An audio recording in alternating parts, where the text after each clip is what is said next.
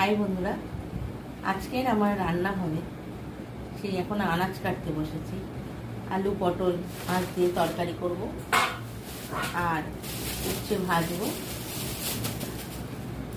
এসব রান্নাগুলো এখন হবে, তো তাই ভাবলাম তোমাদের সাথে আজকে আমি আমার মেনুটা শেয়ার করব। তো এই পটলগুলো দিয়ে আমি তরকারি করব, আলু পটল মাছ দিয়ে। দেখো পটল আজকে নিয়ে এসেছি, টাটকা টাটকা পটল নিয়ে এসেছি, দিয়ে মাছ দিয়ে ঝোল হবে। আর চিংড়ি মাছে এনেছি, চিংড়ি মাছের মালাইকারি করব। ছোট ছোট, যদিও পয়সা নেই ভাই, গরিব মানুষ বড় চিংড়ি খাওয়ার, ছোট ছোট এই চিংড়ি মাছ দিয়ে মালাইকারি করব।